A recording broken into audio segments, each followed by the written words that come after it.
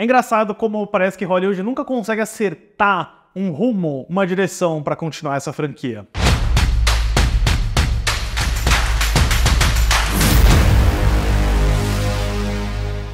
Olá, fãs da sétima arte, meu nome é Lucas Nascimento e esse é o Lucas Filmes. E neste ano de 2024, a gloriosa franquia do Exterminador do Futuro do James Cameron faz aniversário, são 40 anos desde o lançamento do primeiro filme. Como eu já comentei o primeiro e o segundo lá no primeiro ano do canal durante o especial do Cameron, e vocês pedem bastante para que eu retorne a esse universo, vamos começar aqui dando uma olhada nas continuações desaventuradas da franquia de ficção científica, começando com o Exterminador do Futuro 3, A Rebelião das Máquinas, filme do Jonathan Mostow lançado em 2003. Mas antes eu pedi para você curtir esse vídeo, se inscrever no canal e ativar o sininho para não perder notificação dos próximos vídeos. Bom, depois de dois excelentes e primorosos filmes, né, o primeiro e o segundo de 91, fica meio complicado você querer fazer mais filme de Exterminador do Futuro, né, o potencial de história e de expansão de universo é muito grande, mas ao mesmo tempo a gente está falando de duas histórias muito fechadinhas em si mesmo, então toda vez que Hollywood tentou levar o Exterminador do Futuro para mais continuações, vai render um vídeo enorme aqui sobre a parte de bastidores, porque cada continuação é praticamente um novo reboot. E no caso do terceiro filme, né, ele é o primeiro a sair e a ideia de um T3 já é discutida com o James Cameron desde o lançamento do segundo filme lá em 91, porque ele foi um gigantesco sucesso comercial, de crítica, ele venceu o Oscar. Então, apesar do Cameron não ter ideias ou intenções de fazer um terceiro filme, o pessoal da Carolco Pictures certamente queria mais, então iniciaria-se aí uma longa batalha de direitos autorais. Em 1995, a Carolco Pictures, que tinha financiado o segundo filme e era detentora dos direitos, declara oficialmente a falência, colocando todo o seu catálogo de produções e direitos à venda, e naturalmente a opção pelos direitos de continuação de Exterminador do Futuro era algo extremamente valioso para qualquer produtor de conteúdo em Hollywood, e o próprio James Cameron convence o Bill Mechanic, o presidente da divisão de cinema da Fox daquela época, a perseguir os direitos ele mesmo, já que o Cameron tem uma ótima relação com a Fox, né? Ele estaria fazendo Titanic lá, ele fez o Aliens, o True Lies, eu não me engano se foi da Fox ou não, eu acho que sim. Então o Mechanic fica a par dessa missão com a intenção de gastar não menos do que 95 milhões de dólares para produzir esse filme. Porém, só para garantir os direitos, mais o salário do Cameron e do Arnold Schwarzenegger, que foi crescendo cada vez mais a cada ano como astro em Hollywood, ele teria um gasto muito maior do que esse e começa a desacelerar um pouquinho do pedal. Nesse vai e vem de direitos, teve até uma época em que o Arnold Schwarzenegger tentou convencer o Cameron aos dois fazerem uma vaquinha e dividirem eles mesmos os direitos da franquia, né? O Schwarzenegger falaria anos depois que o valor que ele teria que pagar seria de 700 mil dólares, algo que ele considerava muito baixo. Infelizmente, isso não aconteceu e o ping-pong de direitos continuou, especialmente quando dois antigos colaboradores do James Cameron,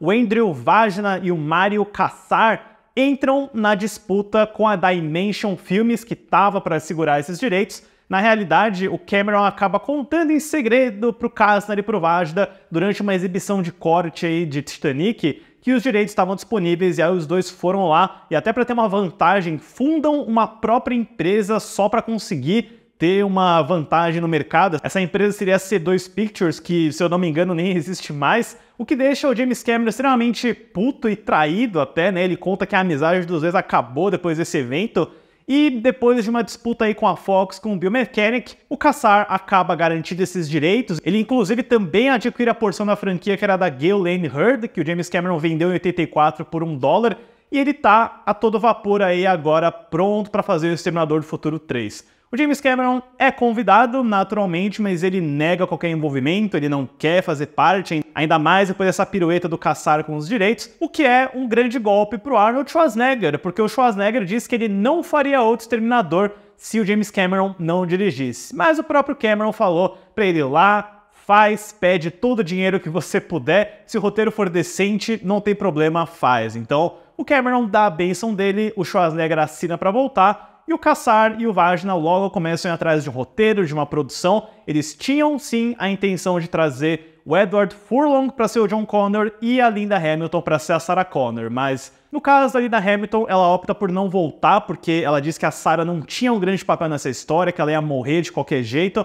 Então eles resolvem reescrever tudo isso. Já o Furlong, ele ia fazer o filme, mas foi justamente na época da pré-produção que ele estava com uns problemas de droga, algo que não pegaria muito bem para a produção, então ele acabou sendo reescalado pelo Nick Stahl. E sem o James Cameron para dirigir, com distribuição na Sony Pictures, a produção faz uma lista bem interessante de candidatos para dirigir, que incluíram aí o John McTiernan, da saga Duro de Matar, o Ridley Scott, que preferiu fazer Falcão Negro em Perigo, o David Fincher, o Roland Emmerich e até o Ang Lee, que no caso dele preferiu fazer o Hulk de 2003. Quem acabou sendo contratado foi o Jonathan Mostow, que veio como uma sugestão do próprio Arnold Schwarzenegger, e o Mostow, ele queria ter bastante controle criativo sobre o projeto. Ele disse que ou ele faz do jeito dele ou ele não faz o filme, e para isso ele recorreu a 2 colegas de carreira dele, que são os roteiristas John Brancato e Michael Ferris. Eles entram para reescrever o argumento que eles estavam desenvolvendo e dar a forma final inteira para esse T3, já pensando lá no futuro em eventuais continuações. E outro elemento que eu acho crucial sobre Exterminador do Futuro 3 para falar, pessoal, é que durante essa fase de pré-produção e início de filmagens, o Arnold Schwarzenegger estava fazendo sua campanha para ser governador da Califórnia, então ele constantemente tinha que balancear os dias de filmagem como o T-800 com reuniões de investidores, financiadores e, inclusive, ele garantiu que todo o filme fosse rodado no estado da Califórnia, o que certamente garantiu uns pontos políticos para o Schwarza. As gravações aconteceram de abril de 2002 a setembro do mesmo ano, com um orçamento de 167 milhões de dólares, já considerando aí os descontos fiscais que o Schwarzenegger conseguiu. E outros 2 elementos importantes também, pessoal. Antes da Claire Danes fazer o papel da Catherine Brewster, a Sophia Bush foi escalada e chegou a gravar algumas cenas, mas foi durante as filmagens, durante essa parte de câmera, que eles notaram que ela parecia muito mais nova do que o Nick Stahl, e eu imagino que eles deveriam ter feito mais testes de câmera antes de fechar com uma atriz e mandar ela embora, né?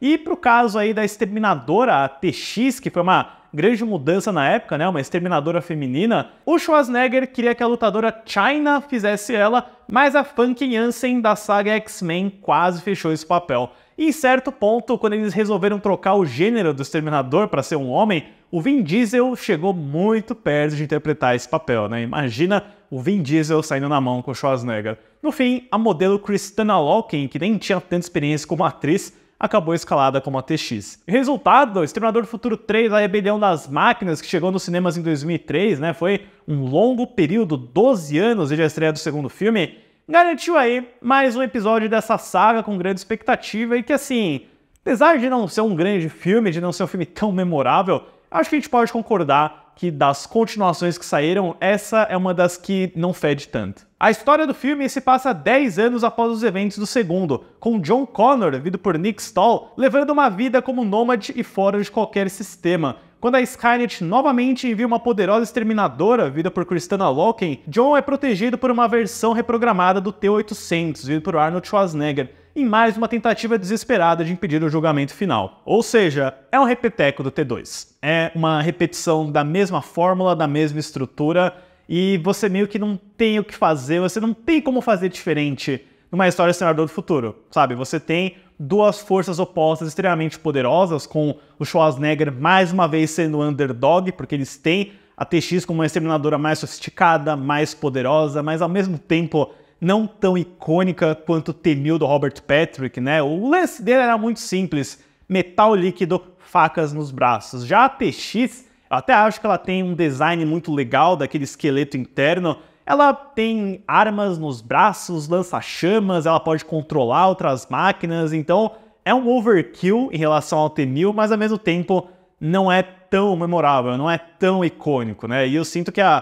própria Kristanna Loken acho que se esforça, mas não é aquele tipo de performance memorável como o Robert Patrick, por exemplo, né? Eu sinto que a TX da Kristanna Loken é robótica demais, até quando ela tá tentando se passar como humana, né? Então tem um jogo aí de interpretação que eu acho que não é 100% refinado, mas a gente tem algumas coisas interessantes, né? Eu gosto de início como o T3 ele é um filme extremamente melancólico, depressivo, que tira qualquer ato de heroísmo do segundo filme em colocar um John Connor numa posição bem complicada, né? Eu acho interessante como ele foi criado e construído pela Sarah Connor para ser o grande salvador da humanidade. Então, agora que a guerra não acontece, o que você vai ser da vida, né? Então, é um John Connor andarilho, que bebe, que se droga, que tá andando pra lá e pra cá no mundo. Então, é um anticlímax interessante, né? Porque o que você faz agora que a guerra não existe? Você foi programado para fazer apenas uma coisa desde que você era criança e isso não acontece mais. Então, é um ponto de partida legal, interessante. Eu acho que é válido eles introduzirem uma outra personagem feminina, a Catherine Brewster, que no futuro vai ser a esposa do John Connor e você, né, meio que precisa tapar o buraco de não ter a Sarah Connor. Eles escrevem que ela morreu entre filmes, que ela tinha leucemia no cérebro, que ela deixou um vasto arsenal de armas pra eles aí. Então você tem de coadjuvante aqui todo o arco da Linda Hamilton do primeiro filme, agora com a Claire Danes, né? Ela é uma simples veterinária que ao final desse filme já vai saber como metralhar Hunter Killers com muita facilidade. Então, é interessante, é um bom núcleo. Eu acho que o Nick Stahl tá ótimo como John Connor. Eu sempre senti que é uma performance meio subestimada. Claro, o Arnold Schwarzenegger volta aí como Exterminador, porém, eu acho que ele é muito bom no que ele faz uma versão diferente do T2, mas o Jonathan Mostow, ele... Curioso, o T3 ele é um filme bem frio, né? Parece que ele é meio estéril no tom, na atmosfera, ele não tem tempo pra risadinha e humor como o segundo tinha, e toda vez que o T3 tenta fazer humor é bem... desconfortável e não pega muito bem, que nem o lance do falho com a mão lá, parece até interferência de estúdio, né? Põe uma piadinha aí, pelo amor de Deus, mas é um tom que vai caminhando pelo filme inteiro, até nas cenas de ação. É curioso, porque a escala da ação é boa, os efeitos visuais e práticos são impressionantes, né? Aquela perseguição com um caminhão guincho é muito boa, mas às vezes a cena fica estranha porque não tem música. Parece que ele é um filme tão frio e estéreo que ele não quer nem música preenchendo essas grandes set pieces, né? Quando a trilha do Marco Beltrame de fato entra, eu acho que ele tem bons temas, eu acho que a cena da fuga do carro funerário lá no cemitério fica mais interessante pela música dele, mas ao longo do filme inteiro eu sinto essa sensação de algo muito frio, né? É um dos filmes de verão, assim, né? Blockbuster do mês de julho, mais nihilistas que eu lembro de ter assistido, e por sinal, né, fazendo um parênteses aqui, eu lembro que eu fiquei sabendo que ia ter o Exterminador 3, porque eu vi um trailer na sessão de Matrix Reloaded, né? Uma sessão da qual eu não podia estar. Aí quando eu vi o trailer eu falei, caraca, eles vão fazer um Exterminador novo. Eles vão fazer um Exterminador em que a mulher é uma Exterminadora. Então aquilo foi mind-blowing pra mim. E minha expectativa foi gigantesca, né? E quando esse filme chegou, eu assisti que nem um viciado. Eu era apaixonado por esse filme. Eu comprei da locadora o DVD pra alugar. E eu assisti direto. Talvez quando eu era criança eu tenha assistido mais do que o segundo até. Mas enfim, isso são coisas que a gente vai reparando com o passar dos anos, né? Essa frieza estranha do Exterminador 3, que certamente tem seus momentos e não dá pra deixar de notar que ele é um repeteco estrutural e temático do 2, porém, eu sinto que o Jonathan Mostow guarda a melhor arma desse filme inteiro, a melhor subversão possível pro final, né? Porque a gente passa aí por várias perseguições, por lutas de exterminadores em banheiros, pelo, de fato, início da dominância da Skynet lá na sede do governo, e o filme inteiro você tá na mesma missão do 2. A gente tem que ir até certo lugar com um monte de bombas, porque a gente vai conseguir impedir a chegada do julgamento final. E você passa o filme inteiro acreditando nisso, eles chegam numa base militar no final da história, mas a verdade é que o julgamento final não pode ser impedido, né? É um filme onde você tá o tempo inteiro lutando para impedir, mas você chega no final e o próprio Exterminador, né, escondeu isso deles. Eles estavam indo só para uma base para ficar seguros da inevitável explosão nuclear que iria tomar conta do mundo, né? Então, é um final extremamente poderoso, na minha opinião, é muito forte. Você puxa o tapete de uma forma surpreendente até, né? Não tem como ser um final feliz, não tem como impedir essa guerra que vai chegar. Eu acho que tem que ter um crédito aí interessante para os roteiristas, para o Jonathan Mostow. Não é o tipo de final que você está acostumado num grande blockbuster, né? Eu sinto que até ele pega bastante do primeiro filme, porque o primeiro filme termina com a Sarah dirigindo no pôr do sol, né? Se preparando para a guerra que vai vir. E esse daqui, ele é mais imediato ainda, né? Você tem uma trilha excelente do Beltrame acompanhando a narração do John Connor e os mísseis atingindo lugares no mundo inteiro. É muito bom, é muito forte assim, e na hora você fica animado para ver mais continuações, né? Para ver o que vai acontecer, quais são os próximos passos, o que também acaba sendo a própria derrocada da franquia Exterminador, né? A gente tá caminhando para um futuro, tem que impedir esse futuro, mas aí qual história sobra para contar? Mas enfim, pessoal, eu sempre gostei da Rebelião das Máquinas quando eu era criança e agora, reassistindo, eu certamente vejo pontos que me incomodam um pouquinho mais, né? Eu acho que ele é um filme meio desnecessariamente frio em vários aspectos. Eu acho que daria pra pegar um pouquinho daquele clima pipoca do segundo filme. Acho que falta isso, né? E claramente a gente começa a ver aqui aquele esgotamento de fórmula, né? A gente teria mais alguns exemplos disso acontecendo, porém, eu acho que no geral, o que ele tá se propondo a fazer, ele é um filme que, apesar de não ser tão memorável, eficiente na maior parte do tempo. Para O Exterminador do Futuro 3, A Rebelião das Máquinas, eu dou uma nota 7.